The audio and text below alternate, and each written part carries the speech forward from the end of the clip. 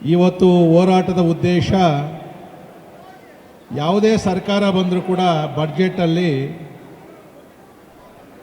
SC ST ಹಿಂದುಳಿದ ವರ್ಗದ ಜನಗಳಿಗೆ ಭಾಳ ದೊಡ್ಡ ಮೊತ್ತವನ್ನು ಮೀಸಲಾಗಿಡ್ತಾ ಇದ್ರು. ಆ ಹಣ ಆ ವರ್ಗದ ಜನಗಳಿಗೆ ಹೋಗಬೇಕು, ಬೇರೆ ಬೇರೆ ಇಲಾಖೆಗಳಿಂದ ಆ ಬಡ ಜನಗಳಿಗೆ ಸೌಲಭ್ಯಗಳು ಸಿಗಬೇಕು, ಆ ಬಡಾವಣೆಗಳಲ್ಲಿ ಮೂಲಭೂತ ಸೌಕರ್ಯ ಒದಗಿಸಬೇಕು ಅಂತೇಳಿ ಸರ್ಕಾರ ಕೊಡ್ತಾ ಇದ್ದಿದ್ದು. ಬಹುಶಃ ಬಡ್ಜೆಟಲ್ಲಿ ಕೊಟ್ಟಂಥ ಹಣವನ್ನು ಮೊದಲನೇ ಬಾರಿಗೆ ದುರುಪಯೋಗ ಮಾಡಿಕೊಂಡಿರ್ತಕ್ಕಂಥದ್ದು ಈಗಿರ್ತಕ್ಕಂಥ ಸಿದ್ದರಾಮಯ್ಯವರ ನೇತೃತ್ವದ ಸರ್ಕಾರ. ನಾವೆಲ್ಲ ಶಾಸಕರುಗಳು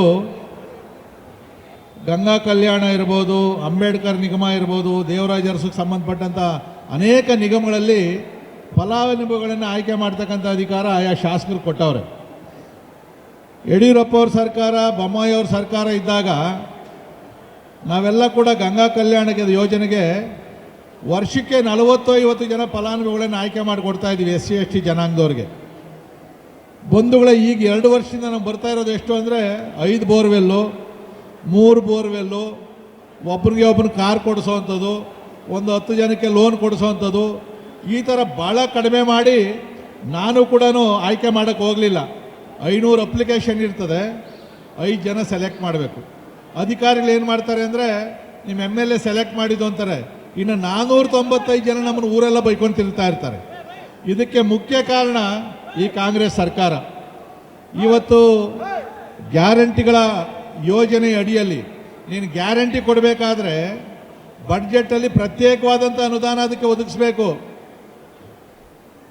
ನೀನು ಅದನ್ನು ಬಿಟ್ಟು ಬಡ್ಜೆಟಲ್ಲಿ ಕೊಟ್ಟಿರ್ತಕ್ಕಂಥ ಅನುದಾನವನ್ನು ಕಡಿತ ಮಾಡಿ, ರಸ್ತೆಗಳಿಗಿರ್ತಕ್ಕಂಥ ಅನುದಾನವನ್ನು ಕಡಿತ ಮಾಡಿ, ಬಡವ್ರಿಗೆ ಮನೆ ಕಟ್ತಕ್ಕಂಥ ಸೌಲಭ್ಯವನ್ನು ಕಡಿತ ಮಾಡಿ, ಬೋರ್ವೆಲ್ಗಳಿಗೆ ಲೋನ್ಗಳು ಕೊಡ್ತಕ್ಕಂಥದ್ದು, ಸಬ್ಸಿಡಿ ಲೋನ್ ಕೊಡ್ತಕ್ಕಂಥದ್ದು, ವಿಶೇಷವಾಗಿ ಸ್ತ್ರೀಶಕ್ತಿ ಹೆಣ್ಣುಮಕ್ಕಳು SC ST ಗುಂಪುಗಳಿಗೆ ದುಡ್ಡನ್ನು ಕೊಡ್ತಾ ಇದ್ವಿ, ಎಲ್ಲವನ್ನೂ ಕಡಿತ ಮಾಡಿ ಇವತ್ತು ಆ ಬಡ ಜನಗಳು ತೆಗಿತಕ್ಕಂಥ ಸೌಲಭ್ಯವನ್ನು ಬೇರೆ ಕಡೆ ಡೈವರ್ಟ್ ಮಾಡಿದ್ದಾರೆ.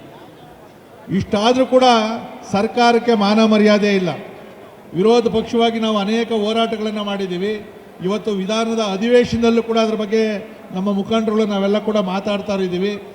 ಆದರೆ ನಮ್ಮ ದಲಿತ ಜನಾಂಗದ ಅನೇಕ ಮುಖಂಡರುಗಳವರೇ ಅನೇಕ ಸಂಘ ಸಂಸ್ಥೆಗಳೈತೆ, ಯಾವುದಾದ್ರೂ ಸಣ್ಣ ವಿಚಾರಕ್ಕೆ ದೊಡ್ಡ ಹೋರಾಟಗಳನ್ನು ಮಾಡ್ತಾರೆ.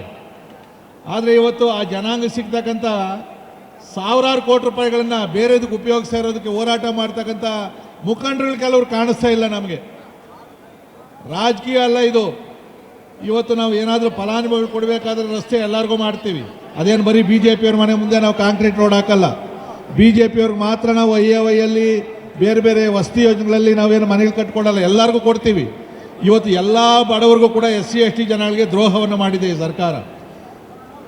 ಮಾತಿಗೆ ಮೊದಲು ಸಂವಿಧಾನದ ಬಗ್ಗೆ ಮಾತಾಡ್ತಾರೆ, ಸಂವಿಧಾನವನ್ನು ರಚನೆ ಮಾಡಿದಂಥ ಅಂಬೇಡ್ಕರ್ ಅವ್ರ ಬಗ್ಗೆ ಮಾತಾಡ್ತಾರೆ. ಆದರೆ ಇವತ್ತು ಅಂಬೇಡ್ಕರ್ ಅವರಿಗೆ ಅವಮಾನ ಮಾಡಿದ್ದು ಕಾಂಗ್ರೆಸ್, ಇದು ಮರಿಬಾರ್ದು. ನಾವೆಲ್ಲ ಕೂಡ ಭಾಳ ಬೇಗ ಮರ್ತೋಗಿದ್ದೀವಿ ನಾವು. ಅಂಬೇಡ್ಕರ್ ಅವ್ರು ಹೇಳಿದ್ರು, ಕಾಂಗ್ರೆಸ್ ಉರಿಯುವ ಮನೆ, ಅದ್ರ ಕಡೆ ಕಣ್ಣೆತ್ತಿ ನೋಡಬೇಡ ಅಂತ ಹೇಳಿದರು. ಆದರೆ ಇವತ್ತು ಕಾಂಗ್ರೆಸ್ ನಿಜವಾಗೂ ಕೂಡ ಅಂಬೇಡ್ಕರ್ ಅವ್ರು ಏನು ಹೇಳಿದ್ರಲ್ಲ ಅದನ್ನು ಸಾಕ್ಷರ ಮಾಡಿ ತೋರಿಸ್ತಾ ಇದೆ. ಆ ಬಡವರನ್ನು ಬೆಂಕಿಯಲ್ಲಿ ಹಾಕುವಂಥ ಕೆಲಸವನ್ನು ಮಾಡ್ತಾ ಇದೆ. ಅದಕ್ಕೋಸ್ಕರ ಇವತ್ತು ಭಾರತೀಯ ಜನತಾ ಪಾರ್ಟಿಯ SC ST ಮೋರ್ಚಾದ ಪರವಾಗಿ ನಾವೆಲ್ಲ ಕೂಡ ಬೆಂಬಲವನ್ನು ಕೊಡಬೇಕು, ಸರ್ಕಾರಕ್ಕೆ ಒತ್ತಾಯವನ್ನು ಮಾಡಬೇಕು. ಏನು ಆ ಬಡ ಜನಗಳು ಸಿಗತಕ್ಕಂಥ ಹಣವನ್ನು ಈ ಬಡ್ಜೆಟಲ್ಲಿ ಹೆಚ್ಚುವರಿಯಾಗಿ ಕೊಟ್ಟು ಅವ್ರಿಗೆ ಸೌಲಭ್ಯಗಳನ್ನು ಕೊಡಬೇಕು ಅಂತಕ್ಕಂಥ ಹೋರಾಟವನ್ನು ಮಾಡಿದ್ದೀವಿ. ಕೇವಲ ತೋರಿಕೆಗೆ ಹೋರಾಟ ಮಾಡೋದಲ್ಲ, ಪೇಪರ್ TVಯಲ್ಲಿ ಬರೋದಕ್ಕೆ ಹೋರಾಟ ಮಾಡೋದಲ್ಲ, ಸೋಷಿಯಲ್ ಮೀಡಿಯಾದಲ್ಲಿ ಬರೋದಕ್ಕೆ ಹೋರಾಟ ಮಾಡೋದಲ್ಲ.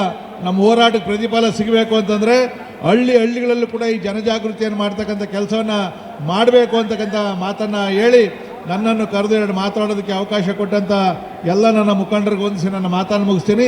ಜೈ ಹಿಂದ್, ಜೈ ಕರ್ನಾಟಕ, ಜೈ ಭೀಮ್. 84ರಿಂದ 50 kg ಬಂದೆ, ಆಮೇಲೂ ಸಣ್ಣಗೆ ಫಿಟ್ ಆಗಿದ್ದೀನಿ. ಅದಕ್ಕೆ ನಾನು ಯೂಸ್ ಮಾಡ್ತಾ ಇರೋದು ಜೀನಿ ಸ್ಲಿಮ್. ಸಣ್ಣ ಆಗೋಕ್ಕೆ ಜೀನಿ ಸ್ಲಿಮ್ ಯೂಸ್ ಮಾಡಿದೆ, ಹೆಲ್ದಿನೂ ಅದೇ.